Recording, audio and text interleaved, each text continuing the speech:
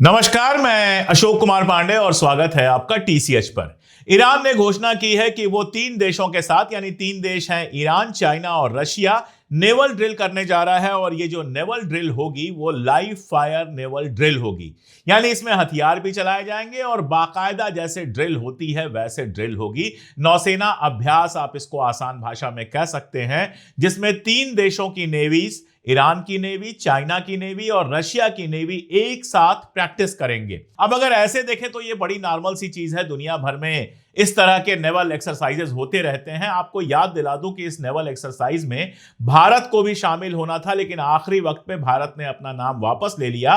भारत वहां पर शामिल नहीं हो रहा है इस समय। ये इसलिए ज्यादा बड़ी बात हो गई है क्योंकि अमेरिका के एयरक्राफ्ट कैरियर रूजवेल्ट और लिंकन दोनों वहीं ईरान के आसपास हैं। इसलिए अमेरिका को डर यह है कि कहीं ये उनके बहुत करीब ना पहुंच जाएं। अमेरिका ने यह धमकी दी है कि अगर हमारे जो कैरियर्स हैं, हमारी जो जहाजें हैं, उनके पास अगर ये पहुंचा तो दिक्कत हो सकती है। चाइना ने इसको बिल्कुल अनसुना किया है, रशिया ने अनसुना किया है और ईरान ने भी अनसुना किया है।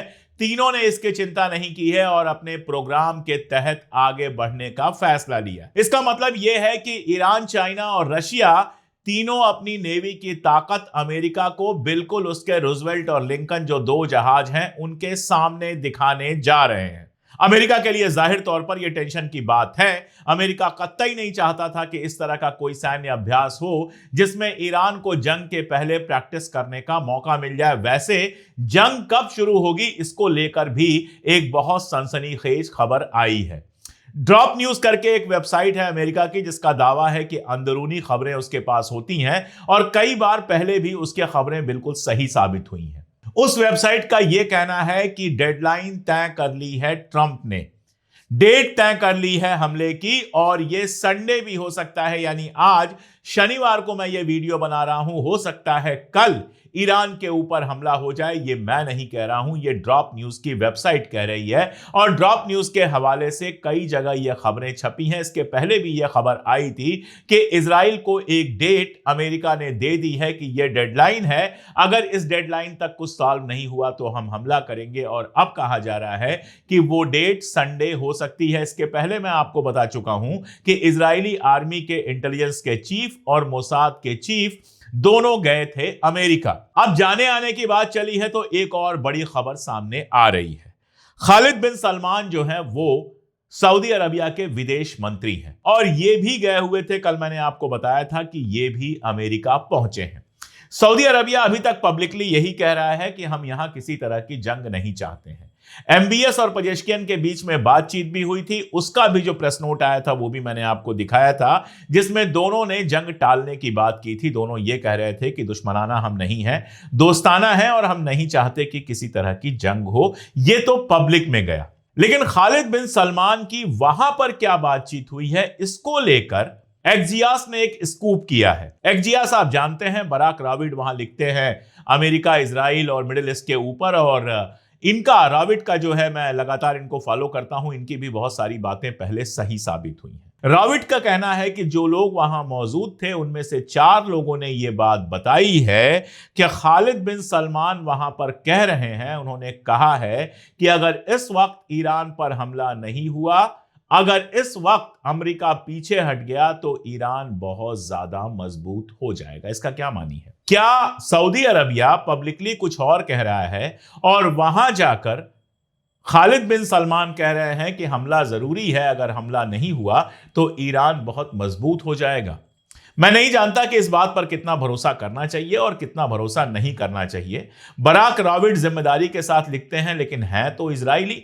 तो हो सकता है इस समय माहौल बनाने के लिए, परसेप्शन क्रिएट करने के लिए इस तरह की न्यूज आई हो। लेकिन अरब मुल्कों का अब तक का जो बिहेवियर रहा है पिछले 50 सालों का, आप देखेंगे अमेरिका के सामने झुक जाने का, उसके चलते अगर ऐसा हुआ भी हो तो कोई बहुत बड़ी बात नहीं है। खासतौर पे खालिद बिन सलमान का जो ट्वीट आया वहां से, उसमें ईरान वार की या ईरान पर वार रोकने की कोई बात नहीं थी। वहां मार्क रूबियो से मिलने का जिक्र था, मार्क रूबियो के साथ तस्वीर भी लगी हुई थी। मार्क रूबियो आप जानते हैं पक्का प्रो इजरायली है और लगातार ईरान पर हमले के लिए भड़काता रहा है। उसके साथ बड़ी मुस्कुराती हुई तस्वीर आई थी, लेकिन उससे ज्यादा खतरनाक जो तस्वीर आई वो लिंडसे ग्राहम ने पोस्ट की। लिंडसे ग्राहम सीनेटर है और वो इजराइल से भी ज्यादा इजरायली है। ये वही आदमी है जो ईरान में 26,000 लोग मर गए, 30,000 लोग मर गए जैसी खबरें फैला रहा था।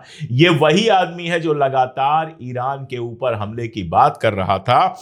इसने अपने ट्विटर से खालिद बिन सलमान के साथ अपनी तस्वीर पोस्ट की और जो कुछ लिखा वो इसी तरह से है कि बहुत दोस्ताना बातचीत हुई। तो ये एक बड़ा सवाल है, अगर जंग हुई तो खुलेगा कि क्या सऊदी अरबिया पब्लिकली कुछ भी कह रहा हो, अंदर अंदर चाहता है कि ईरान के ऊपर हमला हो जाए। हालांकि मैं पहले भी एनालिसिस कर चुका हूं कि अगर ईरान के ऊपर हमला होता है तो सऊदी अरबिया की इकोनॉमी पर बड़ा असर पड़ सकता है। लेकिन जैसा मैंने कहा कि अरब मुल्कों के ऊपर भरोसा करने का कोई खास मतलब नहीं होगा। यह बात अगर आपको याद होगी, मैंने पहले भी कहा था कि अभी पब्लिकली चाहे ये लोग जो भी कह रहे हों, लेकिन अमेरिका अगर एक बार डिसाइड कर लेगा कि वो हमला करने वाला है या हमला कर रहा है तो ये सारे के सारे अमेरिका के साथ ही खड़े होंगे। ये बात सारी दुनिया जानती है और ये बात इजराइल भी जानता है कि ये जानने के बावजूद कि ये जंग केवल ईरान तक महदूद नहीं रहेगी, पूरे मिडिल ईस्ट में फैल जाएगी, ये पूरे मिडिल ईस्ट के नक्शे को बदल के रख देगी। और अगर ईरान तबाह बर्बाद होता है तो इजराइल इतना मजबूत हो जाएगा कि किसी भी अरब मुल्क में घुसकर जो चाहेगा वो कर लेगा। ये सब जानने के बावजूद कोई ना कोई कमजोर नस इनकी ऐसी दबी हुई है कि अमेरिका के सामने इनकी चू नहीं निकलती। एक नस तो एप्स्टीन फाइल हो सकती है। एप्स्टीन फाइल के कल लाखों पन्ने ओपन किए गए और बहुत सारे पन्ने तुरंत जस्टिस डिपार्टमेंट ने उड़ा दिए। उसमें यूएई के एक बंदे का भी है जो शरिया करेंसी बनाने की बात कर रहा है। बहुत सारी बातें हैं, लेकिन जो सबसे इंपॉर्टेंट बात है अभी हमारे लिए वो ये है कि पिछले कार्यकाल में पिछली बार जब ट्रंप राष्ट्रपति था तो इसमें एक नोट है जिसमें किसी जिम्मेदार बंदे ने कहा है कि ट्रंप ने इजराइल के साथ कंप्रोमाइज कर लिया है। मतलब ट्रंप अमेरिका के लिए नहीं, इजराइल के लिए काम कर रहा है। और इसके पीछे जो सबसे बड़ा हाथ है वो कुशनर का है, वही कुशनर जिसने गाजा प्लान पेश किया था, जो ज्यू है, यहूदी है और जो ट्रंप का दामाद है। तो यानी पिछले कार्यकाल में ही किसी ने यह बात नोटिस की थी जो एप्स्टीन फाइल्स में थी कि ट्रंप बेसिकली इजराइल के लिए काम कर रहा है। वैसे एप्स्टीन फाइल में यह बात क्यों थी? क्योंकि एप्स्टीन के बारे में भी यही कहा जाता है कि वो इजराइल के लिए काम करता था।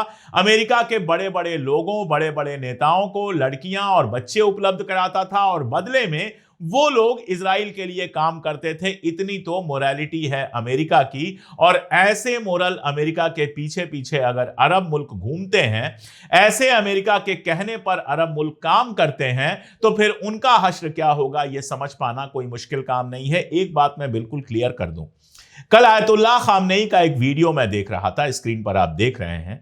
उसमें वो एक बात कह रहे हैं, वो कह रहे हैं कि हिट एंड रन का टाइम गया, मार के भाग जाने का वक्त चला गया। अब अगर आप हमला करेंगे तो बराबर का हमला हम भी करेंगे। रशिया और चाइना ने जबरदस्त हथियार दिए हैं। यह सब बता चुका हूं, दोबारा इसलिए बता रहा हूं कि अगर यह जंग शुरू होगी तो 4 दिन में खत्म होने वाली नहीं है। यह जंग चलेगी बरसों। इस जंग के पीछे क्या उद्देश्य है, क्यों यह जंग चाहता है अमेरिका, यह भी आपको मैं बड़े आसान एग्जाम्पल से समझा सकता हूं। इराक की जंग आपको याद है?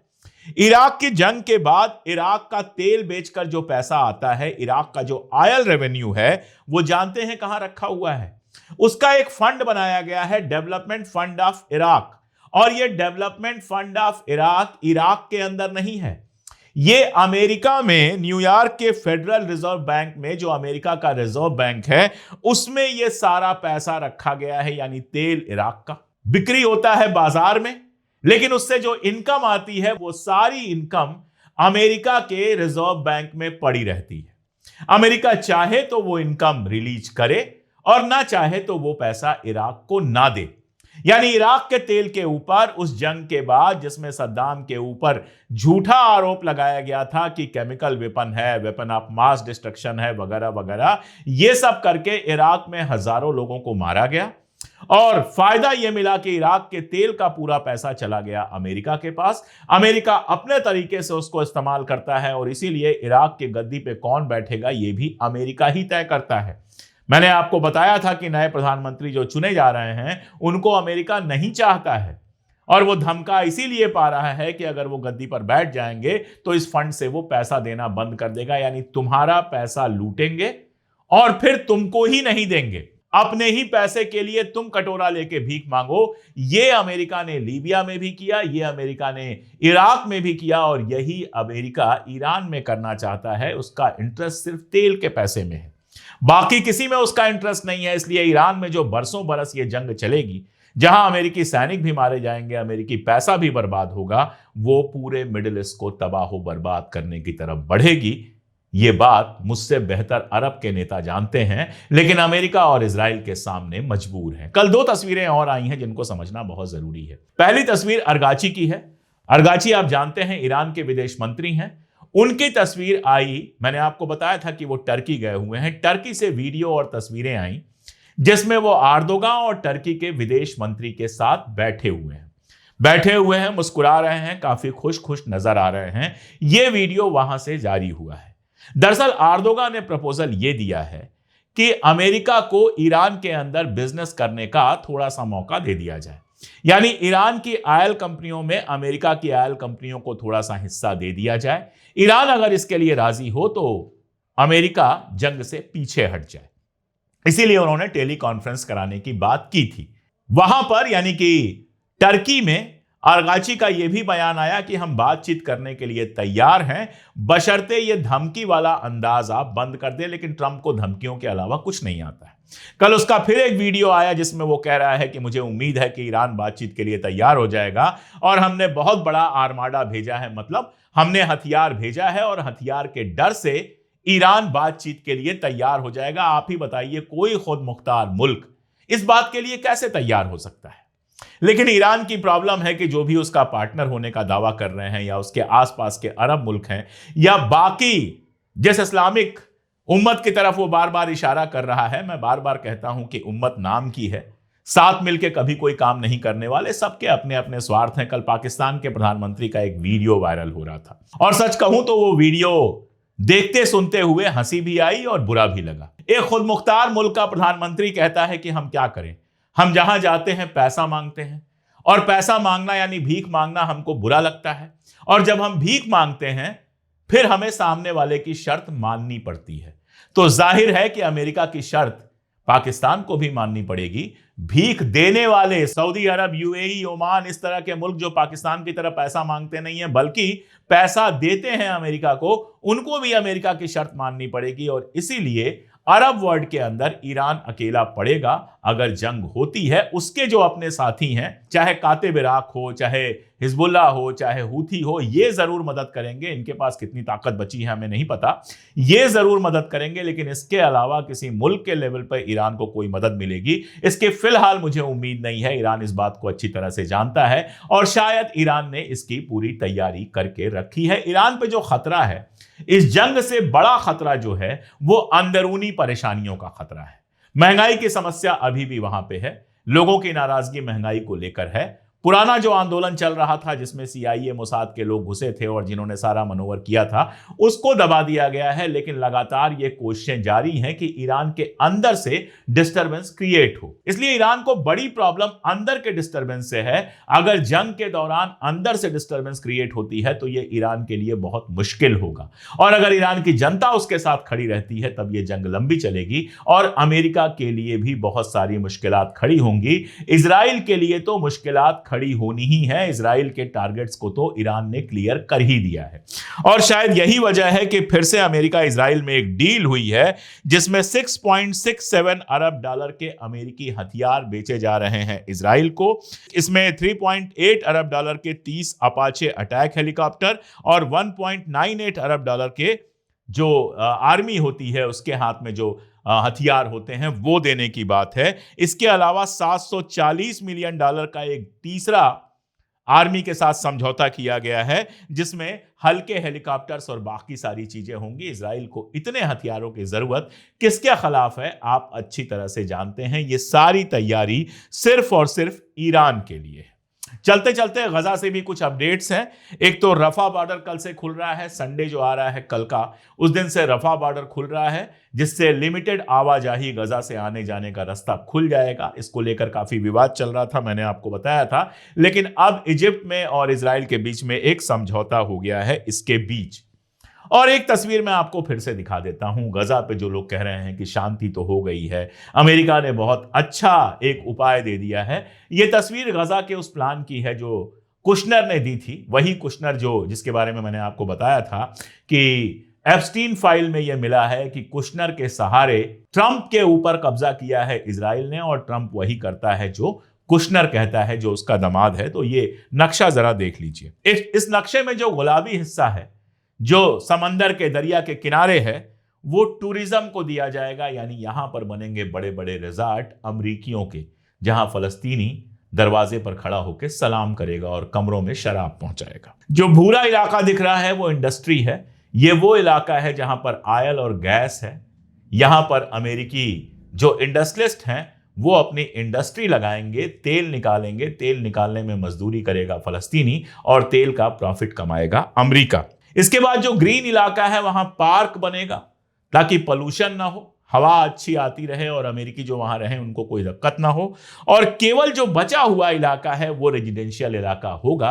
गजा वैसे भी बहुत डेंस आबादी का इलाका था। इस बचे हुए रेजिडेंशियल इलाके में सिर्फ गजा के लोग रहेंगे, जिनके चारों तरफ पहरा होगा इजराइल ये तय करेगा कौन अंदर जा पाएगा, कौन बाहर आ पाएगा। तो ये पूरी योजना मैंने पहले दिन से कहा था कि गजा के लिए खुली जेल की योजना है। इनका भी जो स्वागत कर रहे हैं, चाहे वो अरब हो चाहे गैर अरब, उनकी मंशा क्या है वो आप अच्छी तरह से समझ सकते हैं। तो फिलहाल इतना ही। कल संडे है और कल हमला होता है कि नहीं होता है ये तय करेगा कि ड्रॉप न्यूज की खबर कितनी सही थी कि नहीं। टर्की लगातार कोशिश कर रहा है कि ईरान और अमेरिका के बीच में कोई समझौता हो जाए। टर्की सफल होता है कि नहीं हम नहीं जानते हैं।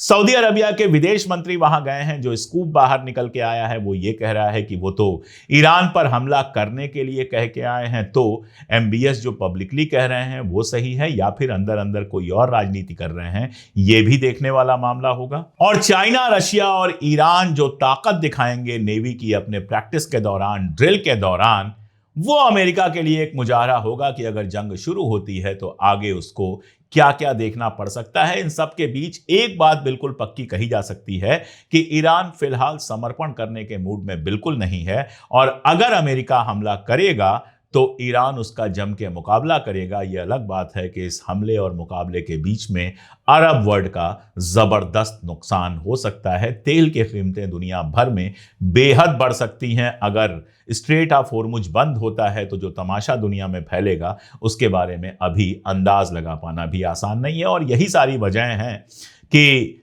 यूएस काफी अभी तौल रहा है कि हमला करें कि ना करें।